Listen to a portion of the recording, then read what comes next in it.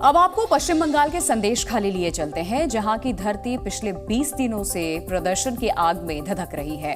वहां के लोग टीएमसी नेता शाहजहां शेख समेत कई दूसरे स्थानीय नेताओं के खिलाफ यौन उत्पीड़न और जमीन कब्जे के आरोपों के साथ प्रदर्शन कर रहे हैं। लेकिन इन 20 दिनों में ममता बनर्जी ने एक बार भी पीड़ितों से बात नहीं की, उनकी बात पर कोई जवाब भी नहीं दिया। ऐसे में आज हम आपके सामने बड़े सवाल के साथ आए हैं कि कहीं सिंगूर न बन जाए संदेश खाली।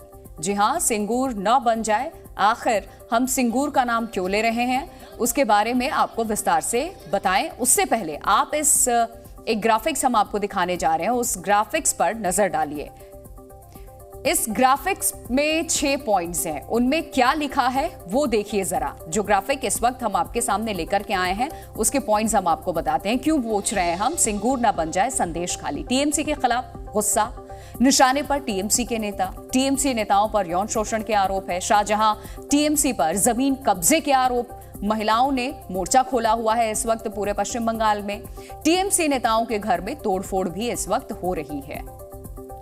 तो कई दिनों से आप तक किसी न किसी जरिए से यह खबर जरूर पहुंची होगी और इस मामले में जो मुख्य अभियुक्त है शाहजहां शेख, वो अभी तक फरार है। वो कहां है, न बंगाल की पुलिस को पता है न सरकार को। और जज दूसरी बार कोलकाता हाईकोर्ट ने ममता सरकार को फटकार भी लगाई है। तो ममता सरकार को जो फटकार लगी है वो भी हम आपको दिखा देते हैं। कोलकाता हाईकोर्ट की तरफ से यह फटकार लगी है, शाहजहां शेख को तुरंत गिरफ्तार करो। कोर्ट ने कभी उसकी गिरफ्तारी पर रोक नहीं लगाई। कोर्ट की तरफ से स्पष्ट किया गया ऐसे ऑर्डर कैसे दे दिया जा सकता है, उसकी गिरफ्तारी होनी चाहिए। 20 दिन से उसकी गिरफ्तारी नहीं हो पाई है। कोर्ट ने ये कड़े फटकार लगाई, कड़ी बातें कही और इस बात को पीड़ितों की वकील ने भी पक्का किया है।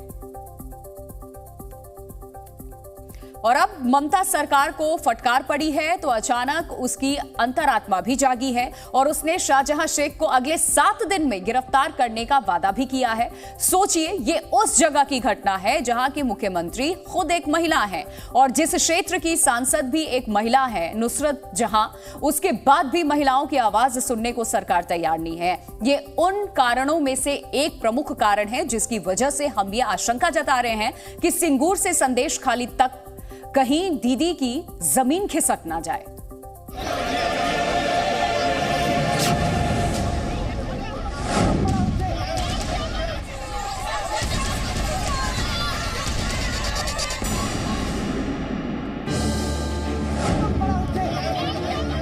बरसों से दबी उत्पीड़न की चिंगारी अब ज्वाला बनकर बंगाल के सियासी माहौल को दहका रही है। संदेश खाली में उत्पीड़न और अत्याचार से भरी इन चीखों का संदेश कहीं ममता बनर्जी की सियासी जमीन के लिए ज्वालामुखी न बन जाए। कहीं बंगाल में दीदी की सियासी जमीन खिसक तो नहीं जाएगी। अगर कोई भी कानून अपने हाथ में लेगा, पुलिस कठोर से कठोर एक्शन लेगी। सर, क्या शाहजहां पर कोई एफआईआर हुआ है? क्योंकि कैंप पर काफी जो कंप्लेंट्स, कैंप्स पे जो कंप्लेंट्स आ रहे हैं हम उस पे लीगल एक्शन ले रहे हैं। ये आशंका, ये सवाल बंगाल के सियासी चरित्र में दिख रहे इस बवाल से ही उपजे हैं और इस आशंका से ममता बनर्जी भी अछूती नहीं है, क्योंकि उनकी सियासत की बेलें भी ऐसे ही माहौल की रस्सियों पर चढ़कर पिछले 14 साल से बंगाल में फल फूल रही है। याद कीजिए वर्ष 2006 का वो समय।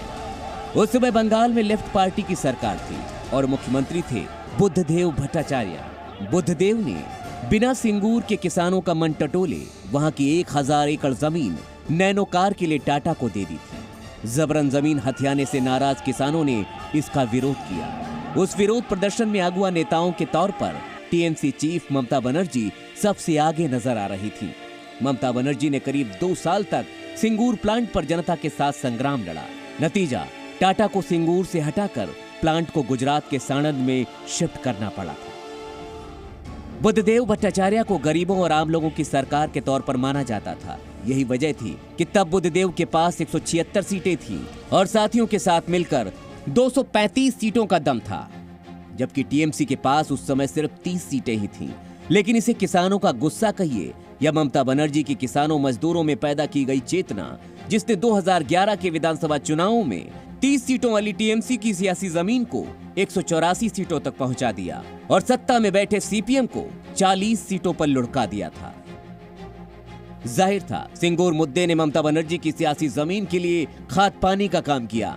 चुनाव परिणामों के बाद बुद्धदेव भट्टाचार्य ने माना था कि किसानों से बात न करना, स्थानीय मुद्दों को ठीक से न समझ पाना उनकी बहुत बड़ी भूल थी। अब सवाल ये उठता है, कहीं वही गलती आज ममता बनर्जी तो नहीं कर रही हैं?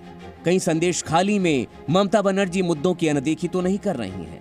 कहीं जनता के मुद्दों की अनदेखी ममता को भारी न पड़ जाए?